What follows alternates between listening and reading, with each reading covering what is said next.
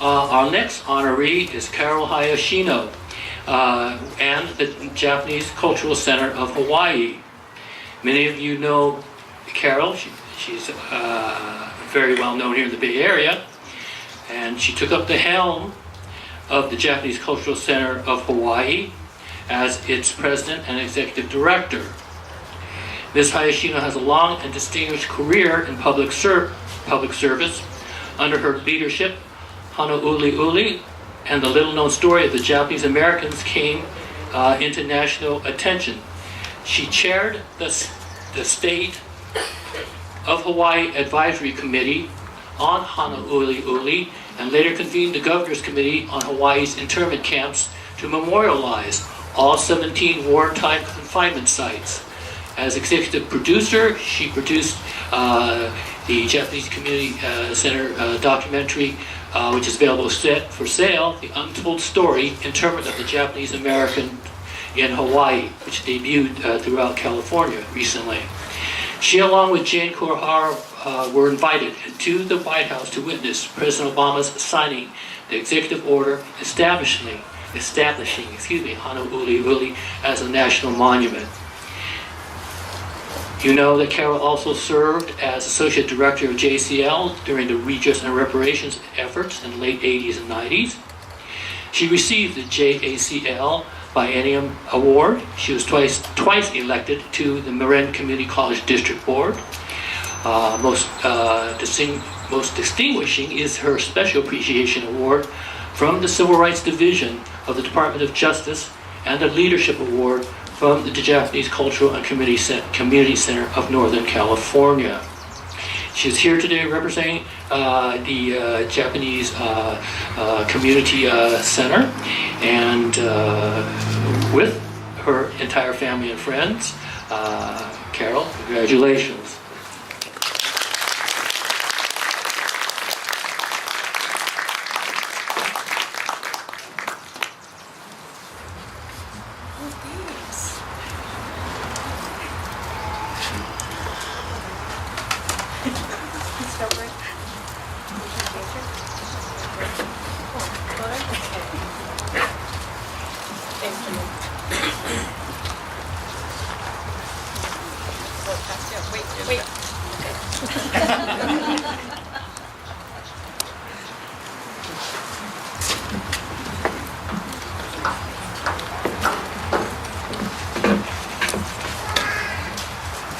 Thank you.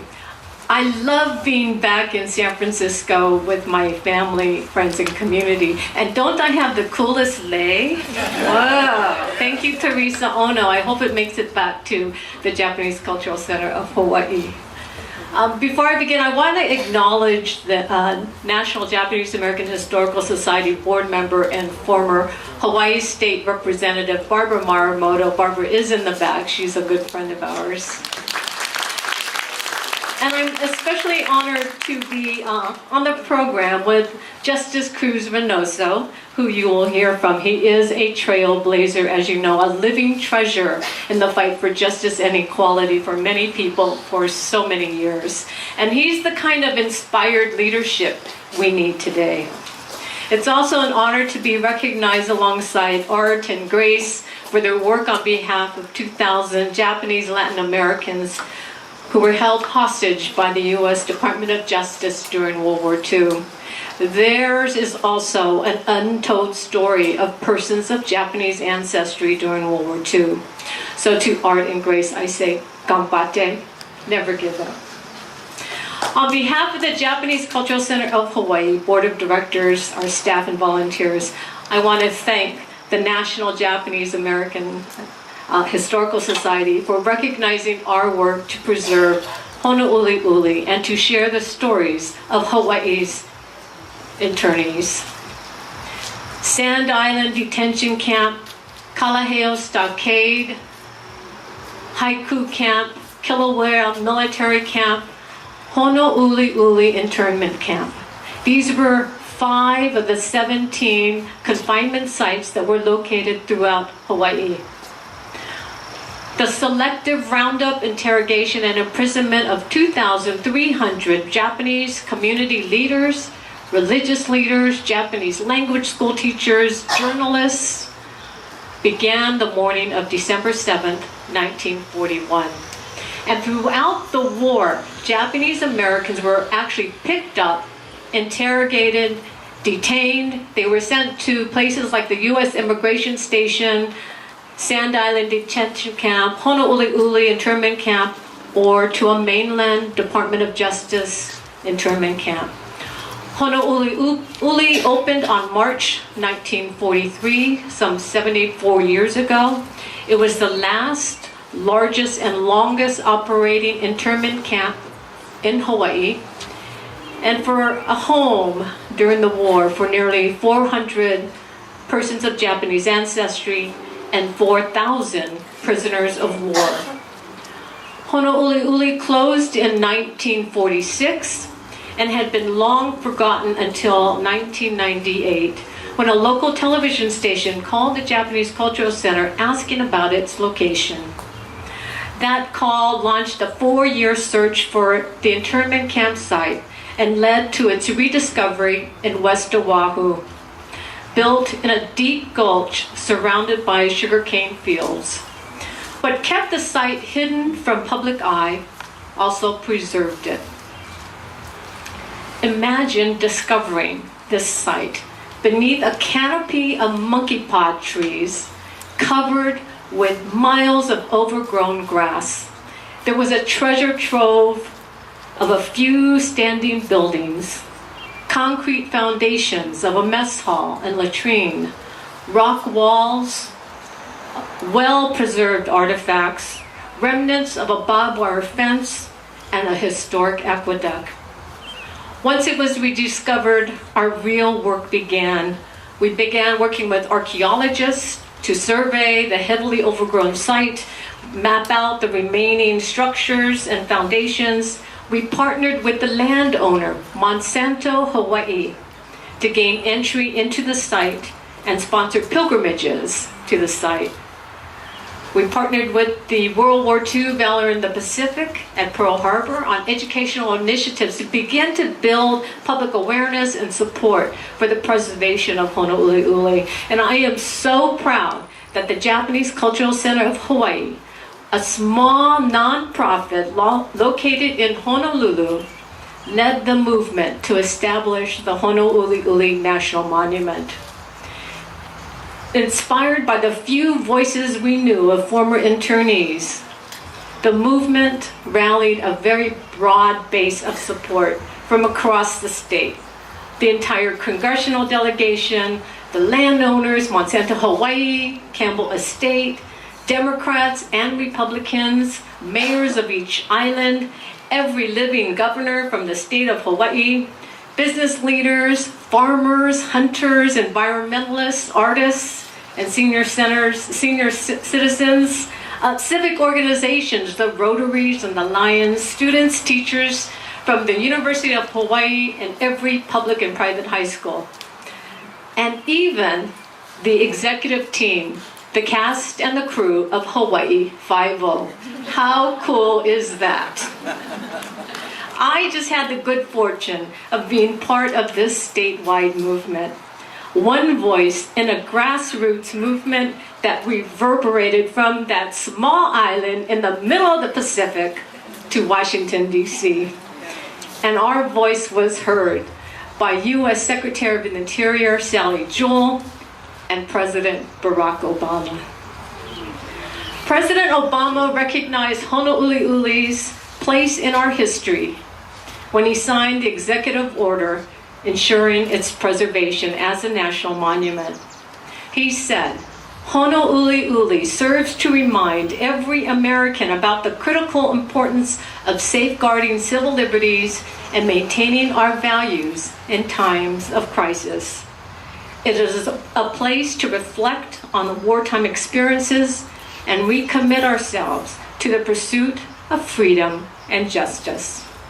The Honouli'uli National Monument is our gift to the generations. It is our gift to the state of Hawaii and to our nation. We're so proud of our accomplishments, and believe me, we celebrated that victory, but we know that our work is not done.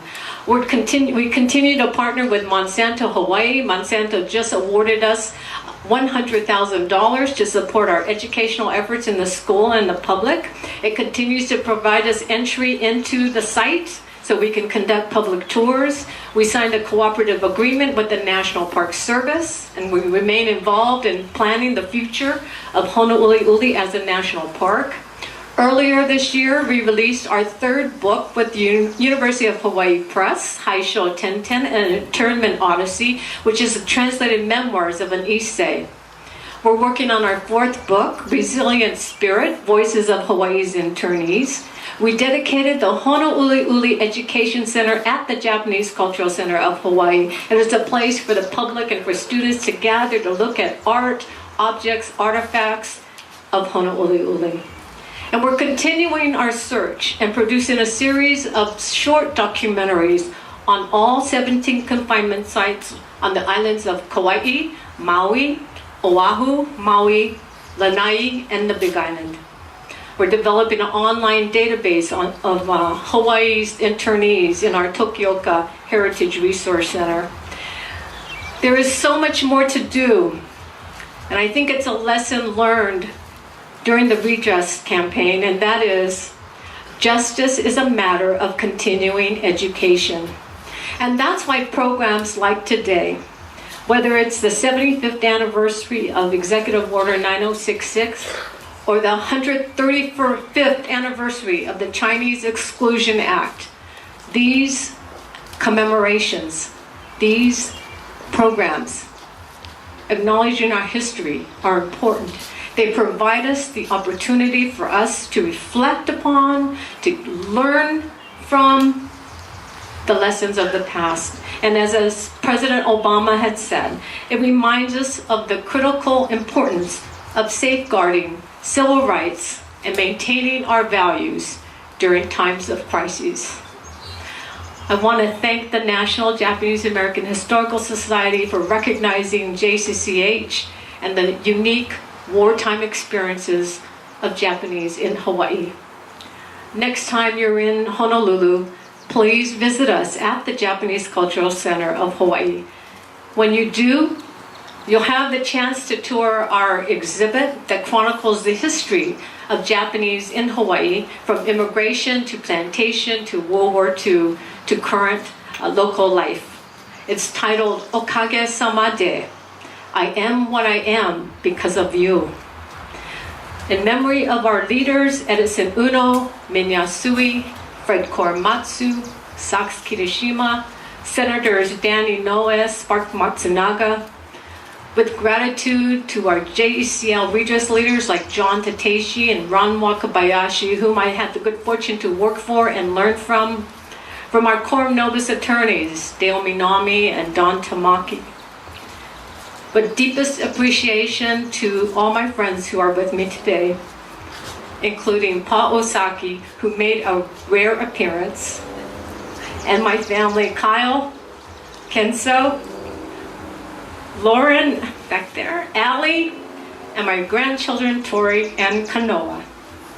In remembrance of Hawaii's Japanese American internees, on behalf of the JCH staff, volunteers back home, thank you.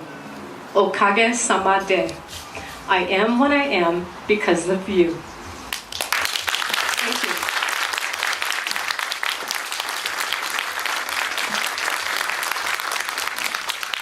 Thank you, Carol. And you're losing your California accent. I hear some of that Hawaiian accent in you now.